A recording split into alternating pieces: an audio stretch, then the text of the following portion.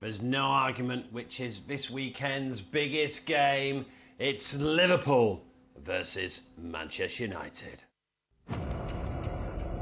When this fixture comes about, you know, and I say it time and time again, it is the fixture. There's no question about that. It's right up there with the biggest fixture that you're looking for all season.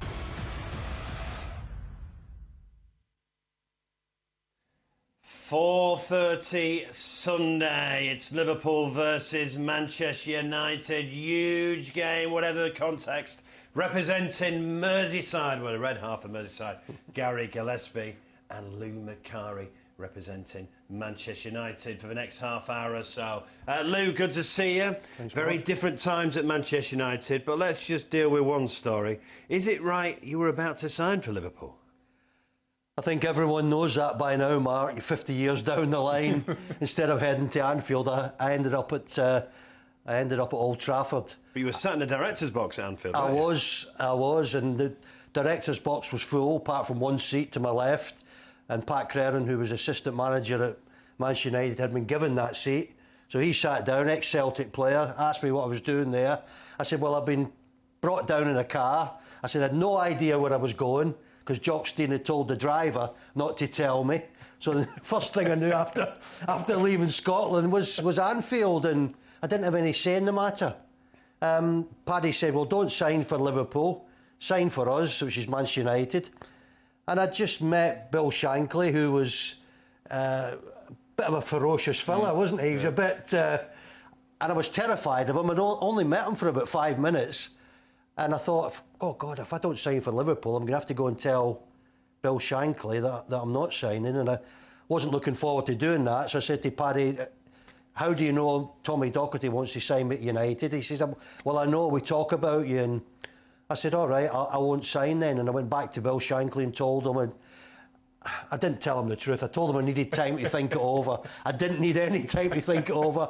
I was heading for Old Trafford during the middle of a Liverpool game in the FA Cup against Burnley, which they won. And I looked at the Liverpool team and I thought, where am I going to get a game there? You know, Keegan and Toshak and the midfield players they had, and then Emlyn Hughes at the back. And the Liverpool team was the team of the 70s. Yeah, look, Gary's got, what, 3 league titles. You could have won league titles at Liverpool. Do you ever regret it? Never, no. I suppose you went to United thinking that they would improve as well and be in with a shout to win league titles. And I thought I'd get a game. That was the main thing. I'll get a game here. Even though they had Bestlaw and Charlton, I thought I'd get a game because Bestlaw and Charlton were at the wrong sort of stage of their career and the careers were coming to an end. But I just wanted to be there in amongst those players, those 3 in particular, Gary. And I'm not saying Liverpool didn't have the similar players, because they did. And they were the team to beat of the 70s, maybe apart from Leeds, who were an exceptional good side as well. But 11 years at Old Trafford, and when I went to the game a couple of weeks ago in the programme, it reminded me that I'd been there 50 years. Well, you don't look bad 50 years on from signing for Manchester United. Gary, did you have any hesitation? You were at Coventry, weren't you, when Liverpool came? Did you have any hesitation?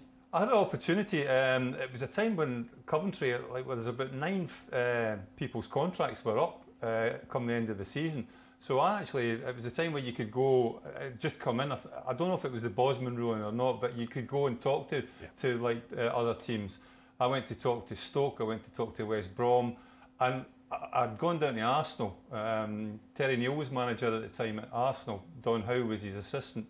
And I was about to sign for Arsenal, but then I got a phone call from the club Coventry at the time saying that Liverpool wanted to talk to me. So I drove up to Anfield in my sky blue Talbot with my name written all over it, like, because we were sponsored at Coventry at the time with these Talbot cars. So I'm driving into Anfield in this like sky blue car.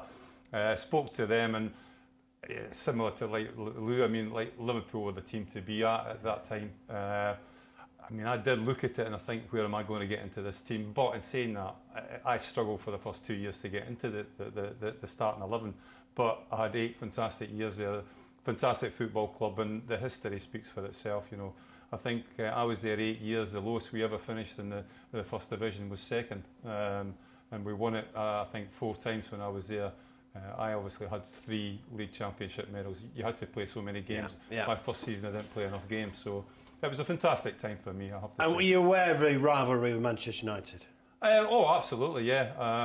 I think when you look at the history of the 2 football clubs, the biggest 2 teams by far in English football, Manchester United certainly have dominated the Premier, had dominated the Premier League. Liverpool before that. So it's turned into something that it was never like that back in my day. I think we had a good rapport with the Manchester United players. There's been a little bit more animosity. Half of you were Scottish. Yeah, I think there's been a little bit more animosity crept in over the years, which is not nice to see. But you know, I think this for me is still the biggest game of the football calendar. Lou, when you won the FA Cup in 1977, did it mean more because it was Liverpool? Did it mean more because you were actually stopping and winning the treble as well, weren't you? Oh, without a doubt. I mean, just to beat Liverpool back then in the 70s was, even in a league game, was a big achievement, a massive achievement. Well, your record in the 70s at Anfield was shocking, wasn't it? Go and tell me what it was, Mark. Well, you've never won a game in the league at Anfield, so you don't know what it's like. I gave him that opportunity to come in. Can you play on Sunday, Lou? You won a game at Wembley against them, and obviously you won an FA Cup game at Anfield. Yeah. But you know, you never knew what it was like to win a league game at Anfield. You've always been one of those guys that comes out with bad stats, haven't you? Well, no, that's how good they were in the 70s and 80s as well. Yeah, and the same with Leeds. We played Leeds twice in semi-finals, and to beat Leeds was a massive achievement. They were a big, strong, powerful team. Manager Don Revie was an expert at getting them ready for games. But we beat them in the cup final, and it was, Mark, we'd been there the year before and lost to Southampton. Yeah. And so it was make up to your supporters for what didn't happen the year before. So you go back to Wembley, and Tommy Docherty was probably the most confident person because he said after the Southampton game that we'd be back next year and we'd win it. Well, of course, when you're in the final against Liverpool, you're never convinced you're going to win it. But as happens at Wembley, sometimes you get a bit of a break and you get in front and you get the goal and you go on and you lift the trophy. And do players nowadays paint on the stripes and the boots before the FA Cup final? No, I was telling Mark I remember that as well. Yeah. We used to do that as well. You used to get paid for it. 100 quid. Incredible. Right, let's turn it around to right now. Now, obviously, Arsenal are favourites for the Premier League at 10 to 11. Man City are 11 to 10. Manchester United are 14 to 1. Before we talk in detail about Liverpool versus Manchester United, that was a big win for Arsenal last night, wasn't it? 4-0 to get that 5-point gap now. That's huge. I think it was a game that they were going into expected to win. Everton's struggling, albeit they've got the new manager. There was a little lift, but I watched the Merseyside derby. Everton were a little bit toothless. Like a lot of the teams down the bottom of the league, they're struggling to score goals. Didn't really look as if that was a case that they were going to score against Arsenal. I always fancied Arsenal to win that game. But they are looking good. I think from the beginning of the season, they have been the form horse. They've got players that are probably coming just to the right sort of age, producing as well. And I think they'll be the team to beat all the way to the end of the season. I don't see any capitulation from them. Manchester City have obviously been there, coursing in distance, but I still think Arsenal have got a real good chance of winning it. Whether they last out or not remains to be seen, but I expected them to beat Everton last night, and they did comfortably. Man City Arsenal 26th of April. So Arsenal 10 to 11, Man City 11 to 10. Right then, before I ask Lou this question, Manchester United 14 to 1 to win the league. Do you think it's a 2-horse race, or are Man United still in the hunt for Premier League? I think it's a 2-horse race. They can't even afford a draw, Mark. If they get a draw on Sunday, it's going to be a bad result for them. You cannot afford not to win every week. When you're behind and you're chasing two teams, it's a must-win game every week for you. So it's going to make it very difficult for them to do it. So 14 to 1's about right for Manchester United? Oh, I think it should be about 33s. Look, it's a big gap. It was 11 points to Arsenal, isn't it, with a game in hand? It was 11-point gap to Man City. It won't be 14 to 1, would they? It would be a no, but way Arsenal, bigger the price. team in front at the moment, which is Arsenal, look as if they're there to stay. They're a team full of confidence. The manager's done an incredible change in fortune because the one thing you'd have said about them last year, oh, they're a little bit flimsy, they're a little bit unpredictable, they're not too brave. All those things seem to have just disappeared, and the team looks like a perfect team to go and last the course and go on and win the title. Let's just talk Liverpool first of all. Right then, so top 4 now, looks a lot healthier, just 6 points behind Spurs with a game in hand. Yeah, I still, even 2-3 weeks ago, I still fancied Liverpool to get to the top 4. Lou rightly says and points out, when you're playing catch-up, every week, every game that you go into is a must game that you have to win. Liverpool have been in that position before, a couple of seasons ago, when they chased down and they ended up getting 3rd in the league. I don't think they'll do that this season, but I can see them certainly getting to 4th. Teams above them, Newcastle, be interesting to see how they react to defeat in the final of the Carabao Cup. Their form going into that wasn't fantastic. They've drawn an awful lot of games, not getting beat, but like drawn an awful lot of games. Tottenham, you're never quite sure what Spurs are going to be. They don't get called Spursy for nothing. They've gone like many's a season where they've capitulated. So I think Liverpool, and we've been saying this a long time for like most of the season, if Liverpool can go on a consistent run, then I don't see any reason why they don't get 4th. And put that Champions League performance aside against Real Madrid at home. Form's been good.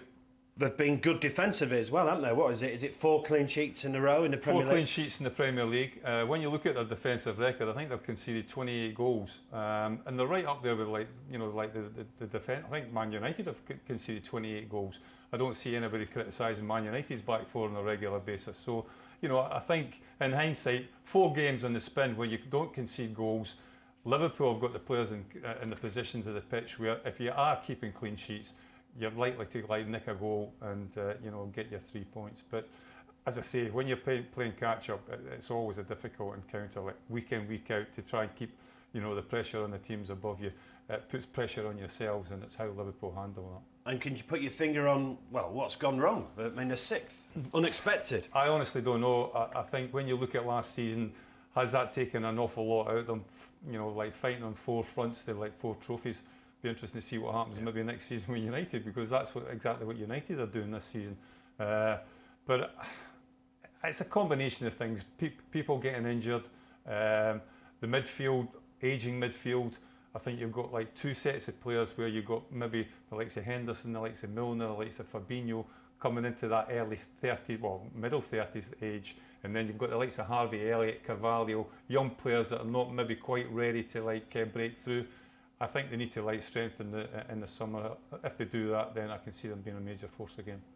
Lou, you've sat here a couple of times over the last couple of years, and it's been 3 steps forward, 2 steps back, hasn't it, with Manchester United?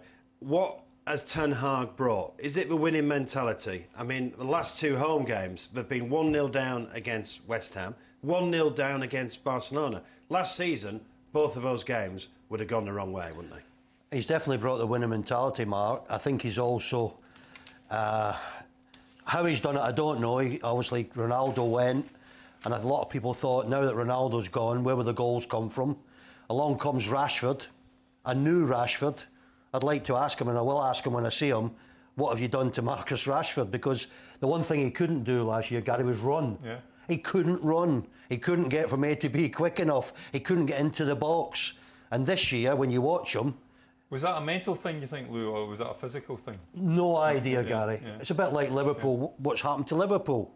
I looked at them last season and I thought, come the end of the season, I was a little bit surprised that Mane was kicking off a bit and talking about he wasn't going to stay. That surprised me for a player and a team that was doing well, winning things. Somebody comes out and I just thought, somebody comes out and says what he says, and I just thought, well, there's going to be problems there. But whether that was anything to do with it or not. Now Rashford, last season it just wouldn't happen for him. This season... 25 goals, yeah. Well, everything he touches, Mark, turns to a goal or an assist or something that contributes to Manchester United winning. And the manager's got to take a great deal of credit from that as well, because he's come along, he's looked and he's seen, right, I'm not happy with this, I'm not happy with Cristiano, I'm not happy with something else, I'm going to change things. He was leaving himself wide open to be shot down, but he's done it, it's come up, and they're a much, much better team. I didn't think they were fit, I didn't think they could last the 90 minutes like other teams could. he's managed to get them all fitter. A lot of the dressing room chaos that used to come out in newspapers seems to have stopped and ended as well. Well, that's the manager. The manager will have left them in no doubt, no newspaper comments. You've got anything to say it to me, I'm the manager, and I'll see what I can do for you. And I think he's gone round them all, even Harry Maguire. He's managing him, he's keeping him happy, putting him on for, 15, 20 minutes, even though he's not in the starting line-up. And it's worked. They've come from nowhere. Unfortunately, they were nowhere, and they've come from nowhere to get into contention. And they're in contention now for everything. But the one trophy I'm sure they want would be the league, Premier League. But I think it's a step too far. It's a step too far. Yeah. How big a bonus was it? Because let's be honest, I think beginning of the season, Ten Hag's job was clearly to finish in the top 4. Now, they've got a great chance of finishing in the top 4, or should finish top 4. So what kind of bonus and what kind of difference can the Carabao Cup make? I think when you've progressed the way the manager has progressed the team, everyone goes to Old Trafford now looking to win things. They won the Carabao Cup, which should give them another lift.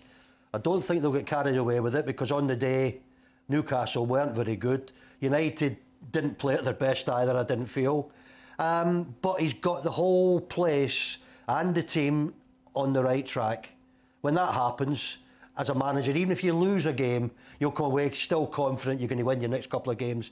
That wasn't happening with Liverpool, let's say 3 or 4 months ago. They were losing games, looked all over the place, looked poor at the back, Gary, and, vulnerable there. But their managers pulled it together again late in the season.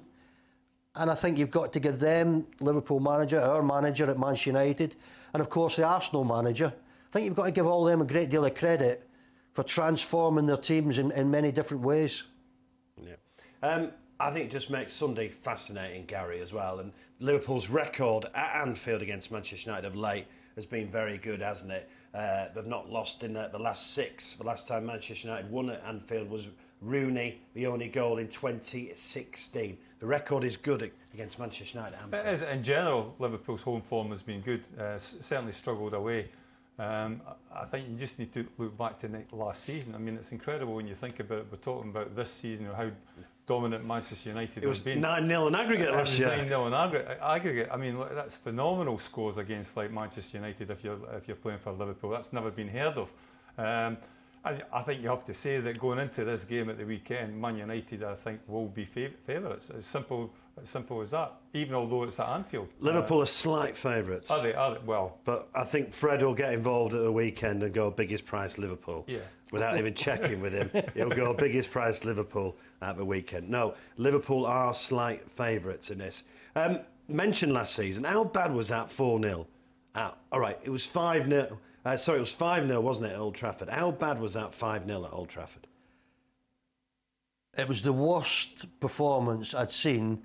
I've been at Old Trafford, they keep reminding me 50 years. It was the worst performance I'd seen in 50 years, Mark. It was awful. It was embarrassing. And I think everyone came away from Old Trafford that day saying, we are so far behind, we'll never make it up. New managers come in. And then it was 4-0 at Anfield. It was 4-0 at Anfield.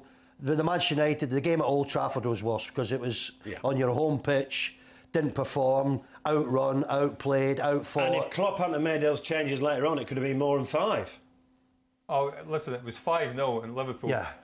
And United were lucky to get nil. They stopped playing Liverpool, in fairness. But, I mean, that just shows you how things can change in football. And when you've been in football as long as certainly Lou has been in football, you understand that and you appreciate that. But that's all credit down to the manager Ten Hag, how he's changed that around, and then Klopp's he's found it hard this season. He's struggled this season, whereas last season everything was a bed of roses for him. But from a managerial point of view, I imagine, Lou, you go through peaks and troughs throughout your career. It's never 100% plain sailing. There's always troubled times, and then it's how you deal with that is how you're assessed as a top-class manager. And I think it's a lot more difficult, Gary, to manage the modern-day player. Absolutely, yeah. At our time, you were easy to manage. You turned up, you did your training, you were desperate to go and win because there was a bonus at stake, even though it was £20. You managed yourselves quite a lot of time, didn't you?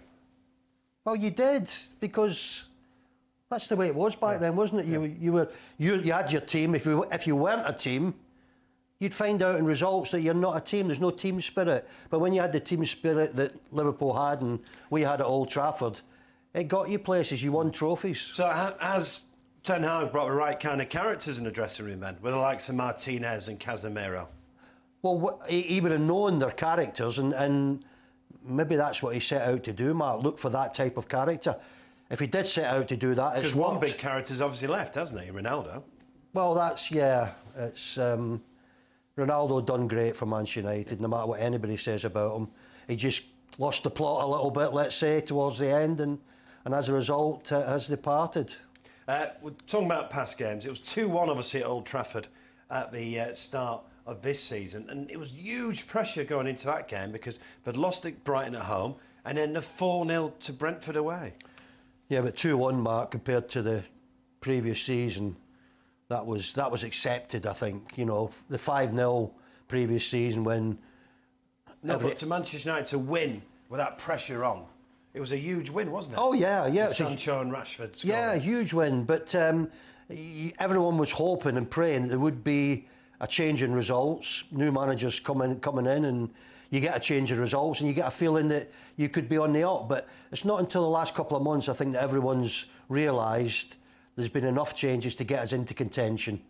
You know, it's been from on the floor to not on the floor and playing well. It's not that easy to do, so all credit to the manager. He's managed to do it. So what kind of game are we going to get on Sunday then?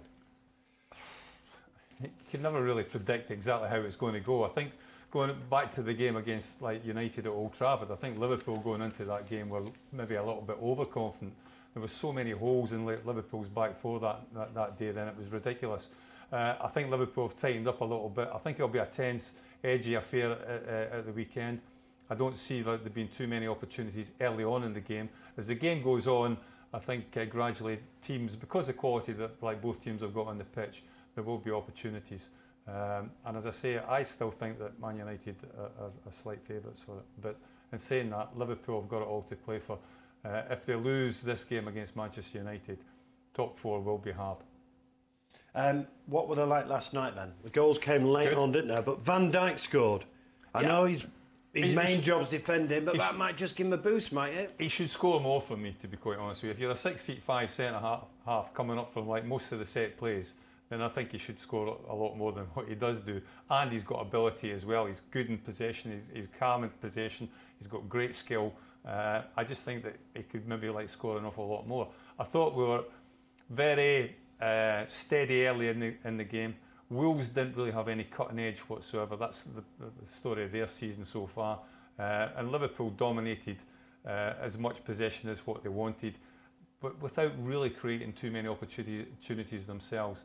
I think it's always a game of key patience when you're playing at home. They got back behind the ball an awful lot of players. Liverpool found it difficult to create opportunities, but in saying that, you still felt that given the opportunities, Liverpool would take them, and they did. The goal from Van Dijk was a good one with the header. He couldn't really miss. But then the second goal was more like Liverpool of old, where it was a quick counter attack. Tsimikas did well down the left hand side, and Salah in the place where Salah normally is. I mean, Salah's been disappointing in recent games. I think he could work an awful lot harder than maybe what we've seen him. But there's no doubt. Again, I think it's 5 out of the 6 years that he's been there, he scored 20 goals. And you know, his stats speak for itself, but work rate wise, I think he could contribute a little bit more at this moment in time. Lou, what kind of game do you expect? Well, I think the United boys will realise, Mark, they've got to win the game. And the longer it's 0-0 or 1-1 or that, I think United will go for that extra goal to win the match.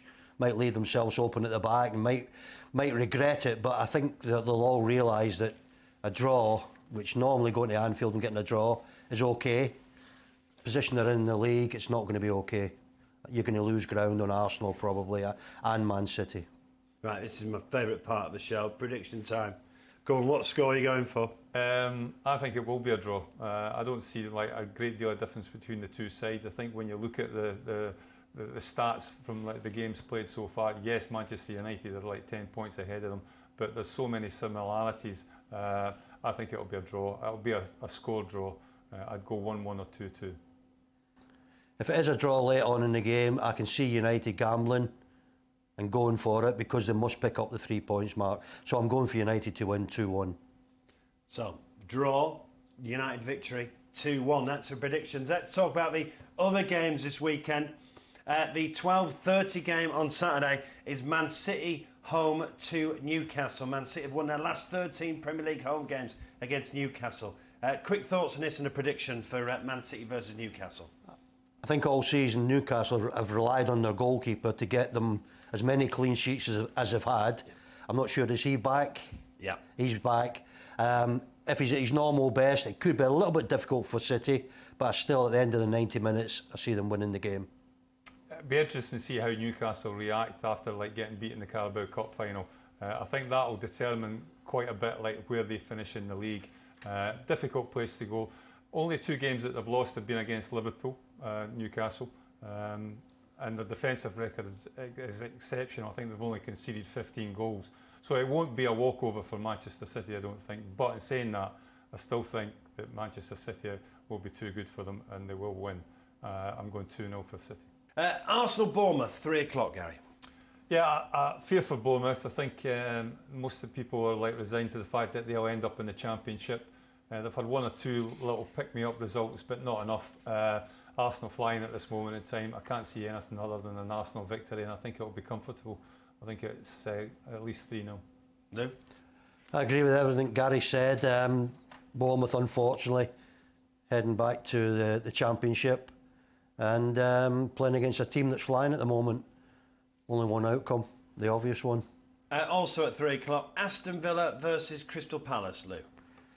Well, I was going to say 2 out of form teams, but they come back into form for a couple of games and then nosedive again. I can see that ending in a draw.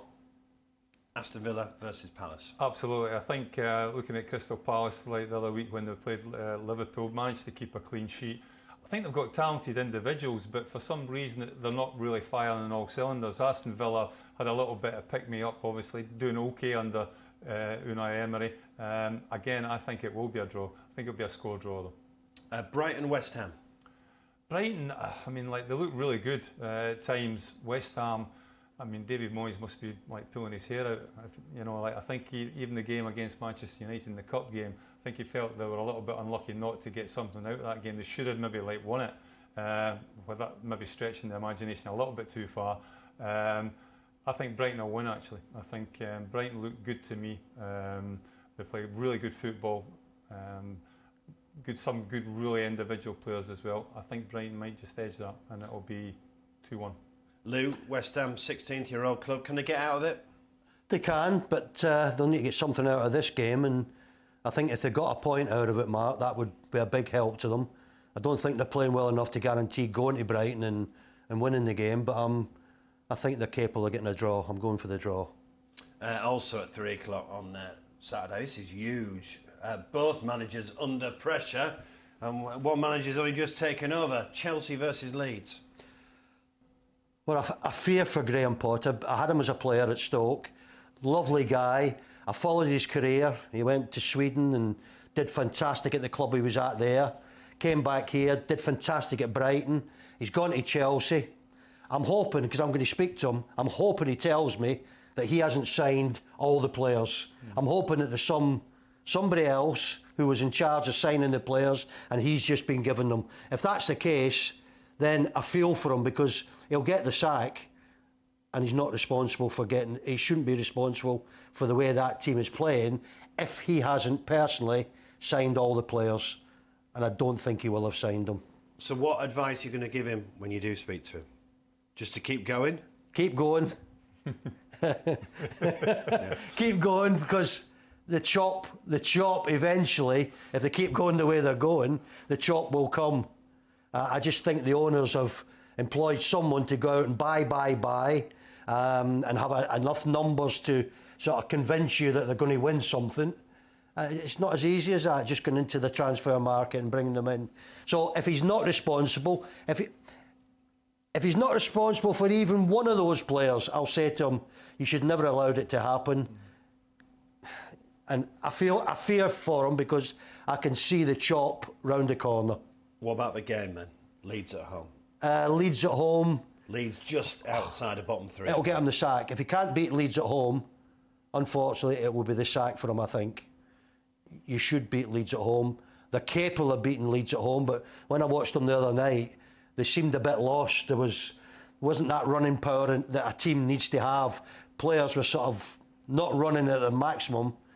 It's a must-win game for him because I don't think he'll be there Monday morning if they lose. Right, Gary, give us a prediction for Chelsea Leeds. I think Chelsea will turn it round. I think Leeds, they've got plenty of energy, plenty of industry. Again, like a lot of these teams that just maybe struggling to score the goals. I think when you look at Chelsea's squad, he's got to turn it around sooner rather than later, Graham Potter. I think this might be the weekend.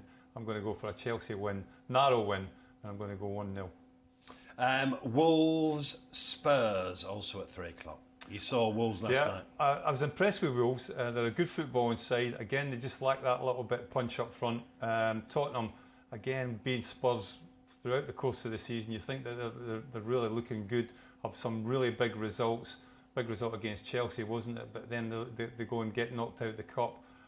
Difficult to predict the Tottenham team. But I think from what I've seen so far, again, I'm going to go a draw and I'm going to go a 1-1 draw. Wolves Spurs, Lou. Disappointing again from Spurs the other night, Mark, and managers recovering at home. That will have set them back, the result and the way they played, because they played with no spirit at all. Not an ounce of spirit. There was 11 players out there, but they were always going to get beat. They'll need to improve. I think they will improve, and I think they'll get a draw. 5:30 kick-off is Southampton-Leicester. Incredibly, Southampton are not cut adrift yet. They're still 4 points from safety. Leicester are probably getting dragged into it as well. Southampton-Leicester. Again, another two teams that are crying out for a decent win. Not just a win, they need a decent win to get their supporters believing that they've got a reasonable team. But at this moment in time, neither side looks any good. And again, I'm going for another draw. Both teams struggling. Brendan Rodgers coming under a little bit of fire for his managerial position. Without Maddison, again, they look a little bit clueless. I like Brendan Rodgers, and I think I like his teams, but they've lost their way a little bit. But I still think they'll have too much for Southampton. I'm going to go for an away win for Leicester, 2-1. Sunday, 2 o'clock, Nottingham Forest versus Everton. Well, I fear for Everton. This could be the year they actually get relegated. Watched them for most of the season, watched them certainly against Liverpool. Again, toothless up front. Work hard. The only thing that you would say that might save them is the appointment of Sean Dyche. Whether that'll be enough, I'm not 100% sure. I'm going to go for a drab 0-0 scoreline. Nottingham Forest, Everton, Lou. Yeah, I'm going for a Forest win. I think they've got something in their team. They're certainly not the finished article, but given time, they may produce a better team than they've got at the moment. But I'm going for them for a narrow win, 2-1. And then Monday night, Brentford versus Fulham. Fulham, for me, surprise team of this season. Didn't think they were any good. Didn't think they would do any good in the Premier League, but they have done. And Brentford are probably as consistent now as they were when they first came into the Premier League. So teams look evenly matched, the two of them, but I'm going for the home side, Brentford. Yeah, I think the home form is good from Brentford. The form right throughout the course of the season has been good. Fulham, probably one of the surprise teams coming up. Really got themselves kicked off at the beginning of the season with a good draw against Liverpool. So I'm going to go for, I think home advantage will be the case, and Brentford to win 1-0. Brentford have got the longest unbeaten run in the Premier League with 11. Right, gents, really enjoyed your company. So, come on, put into words Liverpool versus Manchester United to finish us off, Gary. Massive game. I think two teams that can't really afford to lose the game. Whether that will have any bearing on it, I'm just going to go... I think it'll be a draw come the end of the Lou? day. I'm certain it's not going to be a 5-0. That's for certain. Not going to be 4-0 either. You're smiling again at Manchester United, aren't you? Everyone's smiling, Mark. You win football matches and the team looks better. everyone starts to smile and believe in the team. And I believe in them for Sunday, and I think they can go there, win the game. I wouldn't have thought that 12 months ago. I'd have given them no chance. Well, thanks for coming in, and thanks for watching.